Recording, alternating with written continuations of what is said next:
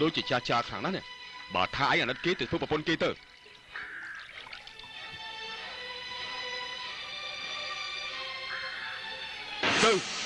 គេជួយបិទកញ្ជើធ្លុះឲ្យគេទៅអ្នកអើយពាក្យចាស់លោកពោលថាប្តីជាក្បាលប្រពន្ធជាកំសែងប្តីជាគំនិតប្រពន្ធជាមាយាទដូចអ្នកនឹងខ្ញុំអ្នកមានប្រាជ្ញារកស៊ីជួញដូរឯខ្ញុំខំសន្សំសំចៃទុកដាក់ទៅបានរីកចម្រើនកាន់ទ្រព្យបានប៉ុណ្ណេះឯប្រពន្ធមានុបវិញនោះហេតុមកដេចគ្មានចិត្តអាណិតជួយប្តីឲ្យរីកចម្រើនបន្តិចសោះតែយើងយល់ថាមនុស្សដូចជាអាចារ្យមានុបនេះទោះបីជាមានប្រពន្ធចេះគិតគូរយ៉ាងណាក៏នៅតែមិនឡើងទៅជាស្អីបានដែរវានៅតែជាប់ត្រីអស់មួយជីវិតតែអញ្ចឹងអ្នកកុំអានមើលងាយគេថាសម្លាប់យងដីស្រីយងប្រុសមានពេលខ្លះប្រពន្ធជួយប្តីឲ្យរីកចម្រើនខ្ពស់មកខ្ពស់មាត់បានដែរណាបើគ្រាន់បើឯងទៅធ្វើជាប្រពន្ធវាទៅធ្វើឲ្យវារីកចម្រើនខ្ពស់មុខខ្ពស់មាត់ទៅហើយចំណែកយើងវិញណាយើងសុកចិត្តយកប្រពន្ធមានុបដែលវាគ្មានគំនិតនោះមកធ្វើជាប្រពន្ធយើងវិញម្ដងចាំមើលថាតើស្រីកញ្ជើធ្លុះម្នាក់នោះអាចធ្វើឲ្យយើងដែលជាដង្ខៅសំពើដល់ល្បីនេះคล้ายទៅជាអ្នកសំទានតកាទេមិនក៏អ្នកនៅតាមនិយាយពាក្យដដែលបែបនេះតើអ្នកយល់យ៉ាងណាបានជាចង់ឲ្យខ្ញុំទៅធ្វើជាប្រពន្ធមានុបនោះ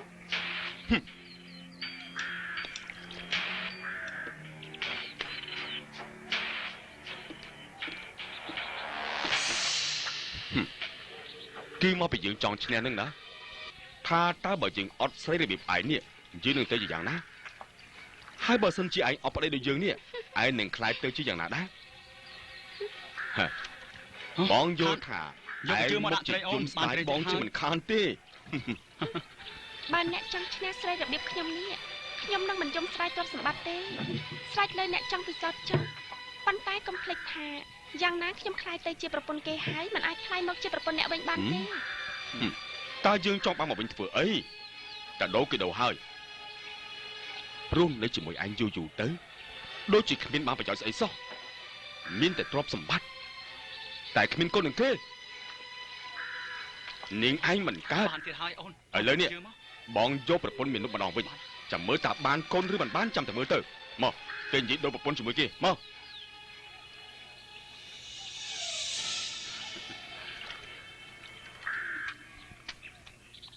ណែចាមីនុបឈប់ចិញ្ចត់ត្រីទៅយើងនិយាយគ្នាពីរឿងដូរប្រពន្ធវិញម្ដងឡាមកអ្នកឃើញទេក្រំតនីភេត្រាឃើញខ្ញុំភ្លាមគេចង់ដូរប្រពន្ធភ្លាមចាំអីទៀតឆ្លើយថាខ្ញុំនឹងគេទេថាទៅមកឲ្យលឿនណាដូរប្រពន្ធយ៉ាងម៉េចខ្ញុំដូចជាមិនទាន់យល់សោះព្រោះតាំងពីណាពីណីមក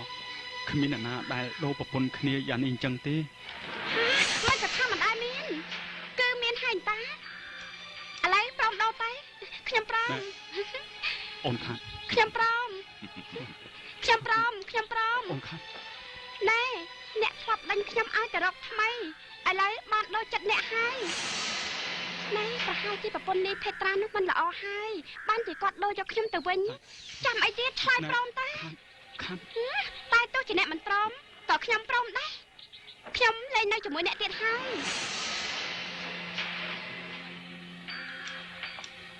មកនៅជាមួយបងលក្ខណៈនៅជាមួយគេទៅឈប់សិនលោកដង្ខៅតើលោកដង្ខៅនិយាយមែនឬក៏និយាយលេងទេហើយធ្វើយ៉ាងម៉េចដើម្បីឲ្យប្រពន្ធលោកដង្ខៅព្រមនៅជាមួយខ្ញុំទៅព្រមហើយខ្ញុំព្រមនៅជាមួយអ្នកហើយចុះថ្ងៃមុខថ្ងៃក្រោយតើលោកដង្ខៅអាចមកយកប្រពន្ធលោកទៅវិញទេយើងមិនយកវិញទេលក្ខណៈមិនក៏មិនចុះទៅរកត្រីជាមួយចៃមានុបនោះទៅនៅចាំស្អីទៀតឬចង់បានទ្រព្យសម្បត្តិខ្លះយកទៅជាមួយគាត់បានចំពោះខ្ញុំមិនចង់អ្វីទាំងអស់តោះឲ្យអ្នកចិញ្ចឹមប្រពន្ធក្រៅរបស់អ្នកឲ្យបានសុខសប្បាយចុះខ្ញុំលាសិនហើយប្រពន្ធសម្លាញ់ទៅយើង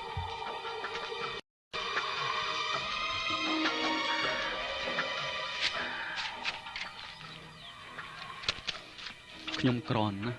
នាងមិនគួរមកធ្វើជាប្រពន្ធរបស់ខ្ញុំសោះព្រោះសពថ្ងៃខ្ញុំមិនដឹងជារកស៊ីអីដើម្បីចិញ្ចឹមនាងទេក្រៅពីចិញ្ចឹមត្រីហើយនឹងរកអស់តែប៉ុណ្ណោះ ព្រួយអីឲ្យតែមានទឹកចិត្តតស៊ូស្មោះត្រង់ប៉ុណ្ណឹងទៅគ្រប់គ្រាន់ហើយសូមអ្នកចិញ្ចត់ត្រីតទៀតទៅនឹងអាចយើងនាំគ្នាត្រឡប់ទៅផ្ទះ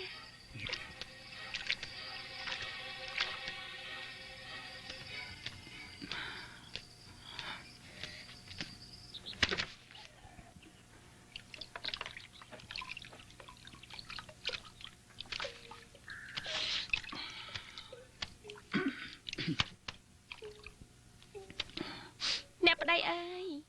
តែឪពុកម្ដាយបងប្អូនញាតិសន្តានសាច់សាលោហិតអ្នកប្តីនៅឯណាខ្លះនៅចិត្តនេះទេឬនៅឯណាប្រាប់ខ្ញុំជាប្រពន្ធឲ្យបានស្គាល់គ្រប់គ្នាផងឪពុកម្ដាយបងប្អូនបងស្លាប់ចោលបងអស់លីងទៅហើយក៏គ្មានញាតិសន្តានឯណាក្រៅពីមិត្តព្រានលៀននៅចិត្តគ្នានេះដែរប៉ុន្តែកន្លងមកពុំសូវមានគេមករាប់រកទេព្រោះប្រពន្ធមុនមិនសូវរាប់ញៀនអ្នកអើយបើយើងគ្មានឪពុកម្ដាយបងប្អូនសាច់សាលោហិតយើងត្រូវតែរាប់រកញាតិមិត្តព្រាងលៀនដែលនៅចិត្តខាងផ្ទះយើងនេះទៅព្រោះចុះប្រលប់មានអាសន្នអន់ក្រអីទៅយើងគ្មានពឹងពាក់អ្នកណាក្រៅពីអ្នកនៅចិត្តខាងនេះទេឥឡូវនេះអ្នកចាំស្ដាប់ខ្ញុំណា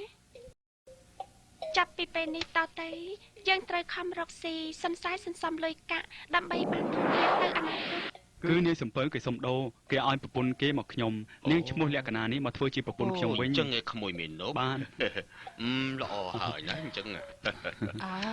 ក្មួយស្រីនេះវាចេះគួសមគួរឲ្យរាប់អានគួរឲ្យចូលចិត្តណាស់មិនកន្ទ្រឹស្មោជន់ដូចជាមិនខាត់ប្រពន្ធមុននោះទេនឹងហើយអត់ទេថ្ងៃមុខថ្ងៃក្រោយបើសិនជាមានការអីហ្នឹងចង់ពឹងពាក់អ៊ំទាំងអស់គ្នាក៏ពឹងមកចកំក្រែងចិត្តអីនៅក្មួយមែនហើយបានសូមអរគុណដល់អ៊ំប្រុសអ៊ំស្រីទាំងអស់គ្នាសំគ្នាណាលោកអើយ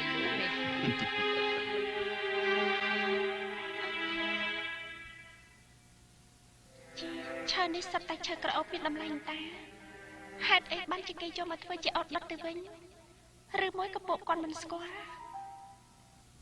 អ្នកប្តីប្រហែលជាមិនដឹងទេបានជាយកមកធ្វើជាអត់ដុតលក្ខណៈអូនសម្លឹងអីនឹង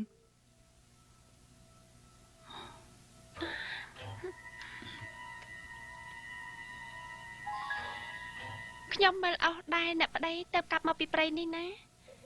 តើអស់នេះនៅឯព្រៃសម្បូរទេឬមួយក៏មានតែប៉ុណ្ណឹង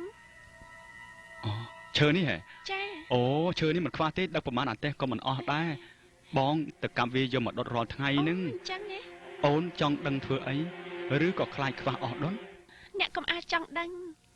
តែបើអ្នកថាឈើទាំងនេះនៅក្នុងព្រៃមានច្រើននោះចូលអ្នកទៅកាប់យកឲ្យអស់មកកុំឲ្យនៅសល់ហើយយើងនឹងជួលរទេះអ្នកចិត្តខាងទៅដឹកយកមកកោតុកនៅផ្ទះយើងបើឯងត្រូវការអស់ដុតមិនបាច់យកអទេសទៅដឹកយកមកកោច្រើនពេកទេបើឯងត្រូវការចាំបងទៅកាប់យកមកឲ្យមិនខ្វះទេមិនមែនត្រឹមតែធ្វើអស់ដុតនោះទេតែឈើទាំងអស់នេះសុទ្ធតែជាឈើក្រអូបមានតម្លៃ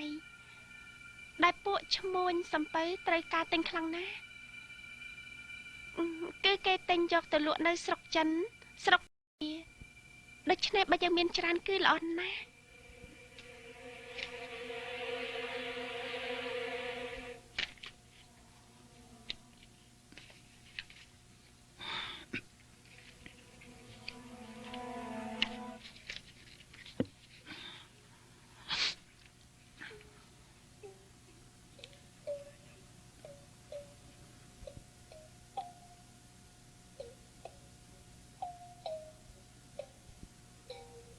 ពួកយើង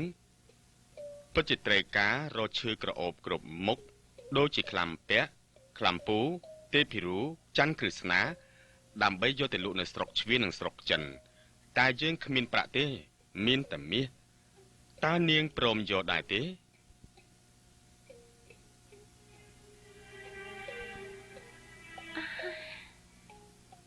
មាសក៏បានតែត្រូវតែគិតតម្លៃខុសគ្នា